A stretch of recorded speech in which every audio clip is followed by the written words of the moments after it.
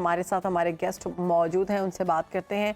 Pakistan fruit and digital exporter association के सरपरस्त आला हैं वहीद अहमद साहब, वेलकम करते हैं। सबसे पहले तो आपको सर, ये जो बताया गया है कि इस वक्त पाकिस्तान में कीनू की सनत बहरान का शिकार है, 50% प्रोसेसिंग फैक्ट्रियां भी बंद हो चुकी हैं, तो वहीद साहब क्या वजह है इसकी, ख़ास तौर पर क्या प्रॉब्लम देखने में हमें सामने आ रही है? जी शुक्रिया जी, आपने ये टॉपिक रखा है कीनू का, जो अभी बड़ी परेशानी है पूरी इंडस्ट्री को। बात ये कि कोई भी वैरायटी सिट्रस का मतलब कि जो भी लेमन, ग्रेपफ्रूट, कीनू, ऑरेंज इसके अंदर फॉल करता है, कोई भी वैरायटी 25 साल से ज़्यादा लगाई नहीं जाती, उसको चेंज किया जाता है दुनिया के अंदर। मगर पाकिस्तान में जो कीनू है वो 60 साल हो गए इसको, और हमने कोई पैरेलल कोई वैरायटी दूसरी इंट्रोड्यूस नहीं कराई, तो हमने कीनू पे ही फोकस रखा। 60 साल हो गए, तो इसकी वजह से जो उसकी शेल्फ लाइफ, देखिए जब हम एक्सपोर्ट करते हैं ना, एक्सपोर्ट के अंदर शेल्फ लाइफ होना बड़ा जरूरी है, क्योंकि हम Russia, Canada, UK, Philippine, Hong Kong, more than 40 countries export कर रहे होते हैं, और ट्रांजिट टाइम बड़ा लॉन्ग होता है। जब वहाँ पहुंचता है फिर उनको टाइम भी चाहिए बेचने के लिए, तो एक प्रोसेस है उसका। तो कम से कम जो पहले होती थी 2 महीने शेल्फ लाइफ, अब वो आके 25 दिनों के अंदर आ गई, तो वो किस तरीके से एक्सपोर्ट होगी। उसके अलावा इसको वायरस और डिजीज इतने लग चुके हैं कि इसकी शेल्फ लाइफ जो है बिल्कुल ही खत्म हो चुकी है, और जो भी चीज इंटरनेशनली बिकती है वो अपीयरेंस से बिकती है। बिल्कुल। और कीनू के ऊपर इतने दाग ब्लेमिशेस आ गए हैं कि जो इंटरनेशनली मार्केट, अब जो हमारे इम्पोर्टर है वो हमें रिफ्यूज कर रहे हैं कि हमें कीनू नहीं चाहिए, क्योंकि जब वो जाता है क्वालिटी इश्यूज बनते हैं। ये नहीं कि इस साल शुरू हुआ, ये दाग धब्बे तो पिछले सालों से शुरू हो गया। दुनिया भर में जो कीनू है वो बीज के बगैर पसंद किया जाता है, लेकिन पाकिस्तान में अभी तक सिर्फ रिसर्चेस की हद तक ही है बीज के बगैर, तो ऐसा क्यों है? जी बिल्कुल बिल्कुल, इसको सीडलेस कहते हैं, जिसमें कम बीज होते हैं या नहीं हो, 1-2 बीज होते हैं, सीडलेस कहते हैं, सीडलेस नहीं, सीडलेस, जिसमें वैरायटीज हैं।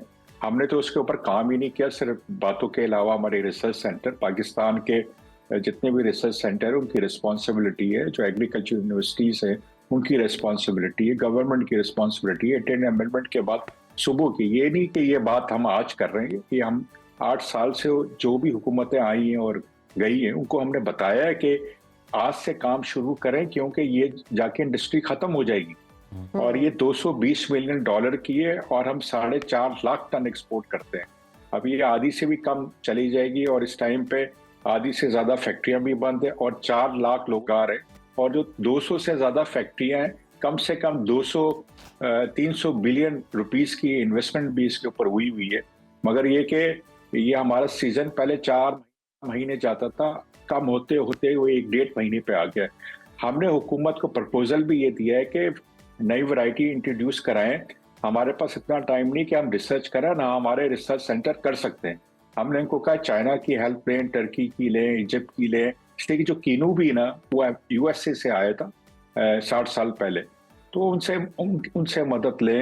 यहाँ पर कीनू की फसल को लेकर अगर इस तरह के या उनके बागात को लेकर इस तरह के मसाइल आ रहे हैं, तो एग्जैक्ट वजह क्या है? कोई डायग्नोज हुआ इशू?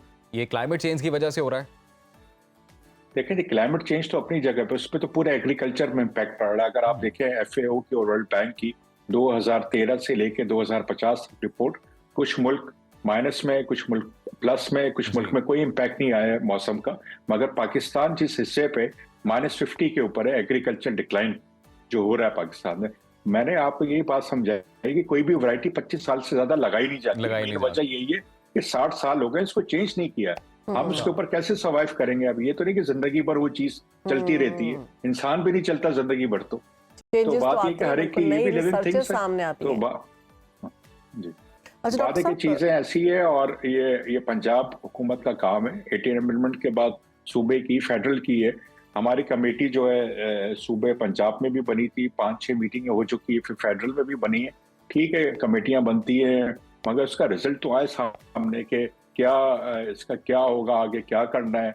क्योंकि अगर आज हम काम शुरू करते हैं, अगर सपोज, तो अगले 4-5 साल के अंदर इसको हम फिर रिवाइव कर सकते हैं। इस सारी सूरत हाल से मुल्क की मईशत कितनी मुतासिर हो सकती है? देखें जी, मैंने आपको बताया 4 लाख लोगों का रोजगार है इसके अंदर, और हम जो एक्सपोर्ट करते थे 220 मिलियन, और लोकल मार्केट में जो बिकना है इस साल तो वैसे ही बम्पर क्रॉप है।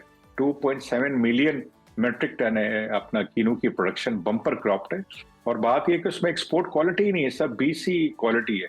एक्सपोर्ट हमेशा एक क्वालिटी होती है, अब तो रही नहीं एक क्वालिटी। अच्छा, इस सारे मसले से निकला कैसे जा सकता है, हल क्या है?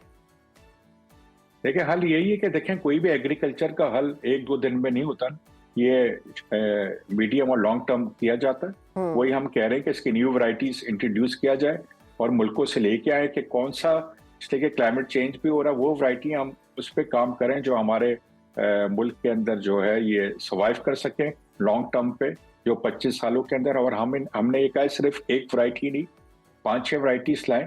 इस सीजन को हम बढ़ाना चाहते हैं कि कम से कम अर्ली वैरायटी हो, लेट वैरायटी और मिडिल वैरायटीज हो, कि हम अक्टूबर से लेके इसको एटलीस्ट मई तक लेके जाएं।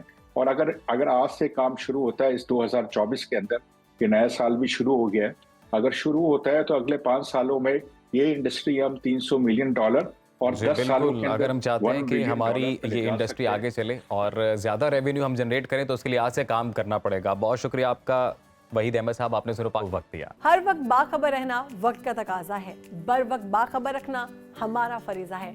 अभी सुनो न्यूज के YouTube चैनल को करें सब्सक्राइब, बेल आइकन पर करें क्लिक और मुल्की और गैर मुल्की खबरों से रहें बाखबर, यकीन के साथ।